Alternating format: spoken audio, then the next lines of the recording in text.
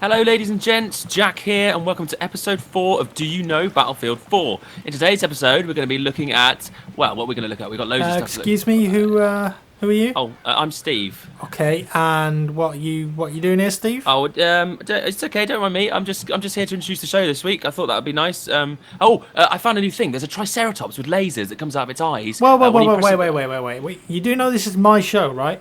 Yeah. I just thought you wouldn't mind if I could come and sort of help, and chip in. Okay, well, I appreciate the sentiment, but I'm good, thanks. So, could you please just leave? Just okay. Go. I get it. Okay. Wait. Actually, Yeah? come back. Do you mind just Yeah. arming that MCOM there before you go? Oh, that is no problem. I've played Battlefield a million times. Here we go. Arms, mate. Alright, cheers, mate. You can go now. Really? You sure you don't want Please. me to? Maybe. Yeah, please go. Yeah, go on then. Okay. I'll go. Yeah. There we go. Yeah, I'll please. just sit. Please leave.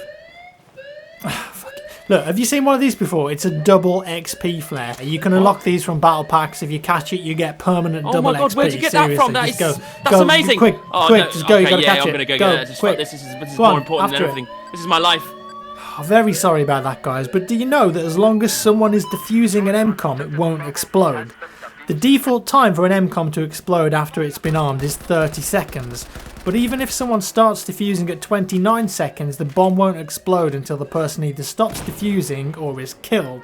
Of course, if you complete the defuse, the bomb will be disarmed. So even if it sounds like you won't make it in time, as long as you can get to the MCOM and start defusing, it ain't gonna blow up. The only exception to the rule is if the attacking team runs out of tickets whilst you're defusing and the other MCOM remains and is not in an armed state, then you win anyways.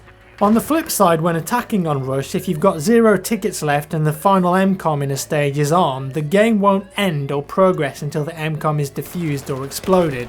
Keep this in mind when you're low on tickets. Even when it seems like all hope is lost, if you can arm the MCOM, you can always have a chance. You probably know this tip as well, but it's worth saying for new players. You can still look around and shoot whilst arming or defusing an MCOM. Many players just think they're defenseless when they're doing this and they just look towards the MCOM, crouch and pray. That's bad and it doesn't work. As long as you don't move too far away and keep the use button held down, you can defend yourself whilst interacting with the MCOM. Use your noggin. Next, do you know much about the MAV? Friendly neighbourhood robot or destroyer of worlds? What's it gonna be? Watch this. Mortar?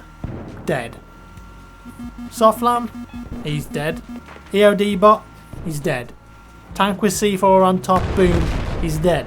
Yeah, the MAV Recon gadget is a killing machine and it's a lot more versatile than you think it is. It ain't just for spotting people, you can blow up gadgets with this bad boy. Just put your crosshair on the target, click fire and you're a Cyberdyne killing machine from the future. Try it out, extremely useful for spotting enemies and very good at destroying things. Just don't let it into your house. Metal detectors. These are on plenty of the maps in Battlefield 4 and when you run through them they make a noise. This alerts the enemy of your presence. Don't be a dummy. Did you know that if you just hop over the bits in the middle instead it doesn't make a noise? I bet you never thought of that one, did you? Do you ever need to make a quick getaway from a sinking attack boat? No problem. Do you know that if you press F5 on the keyboard you'll hop onto the jet ski on the back? It just pops right off and you can make a swift escape. Everything went swimmingly. The IEDs on various maps in the game. You know what they are, they make a big explosion, you detonate them with a big blue lunchbox, it looks pretty, that's the way it be. Well, you can actually blow these up by shooting them with bolt action sniper rifles and magnums. You don't have to use the lunchbox if you don't want to. No one's going to force you to do something that you're uncomfortable with, okay? 2 shots from a bolt action sniper rifle or 3 shots from a magnum or a Rex and you can make it rain. Very useful if you want to set one of these off from a distance and you don't have any explosives. Quick tip for PC players here, doesn't really apply to console players because they've got their fancy analog sticks, those bastards. Anyways, if you want to make turning in a jet really easy, all you got to do is bind a key to pitch up. It's that simple. This way you don't have to just use your mouse to turn and keep sweeping it from side to side. Just bind pitch up to something like spacebar as well as the Y-axis on your mouse and look at this. I ain't even trying, bro, okay? Loop the loops for days. Use your mouse in conjunction with a key and it's very easy to maintain the perfect 300 turning speed and follow enemy jets. Also useful for getting bogeys off your 6 and performing an Admiral's Doorbell bounce tap combat dump. Totally didn't make that up. Do you know that when you're a squad leader you can actually accept or deny orders from a friendly commander? If you get an order received message, you'll see a green arrow pointing to the objective on your map, and you'll also get the green attack this objective icon on your HUD.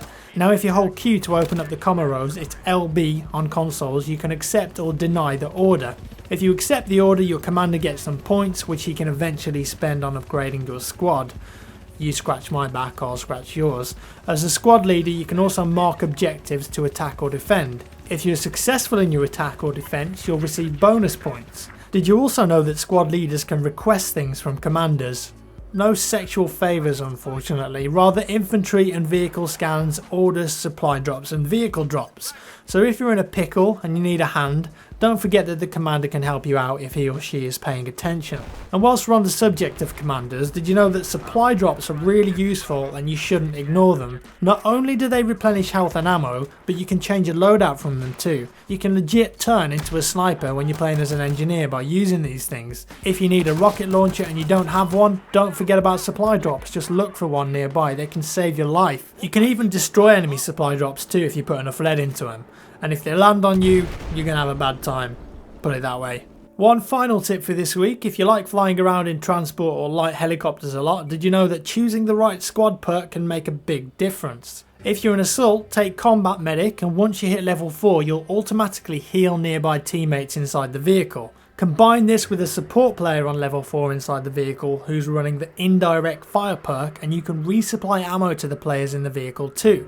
A little bird or Z11 with 2 engineers, 1 support and 1 medic can be very hard to take down. Choose your perks wisely and you can dominate with a bit of team coordination.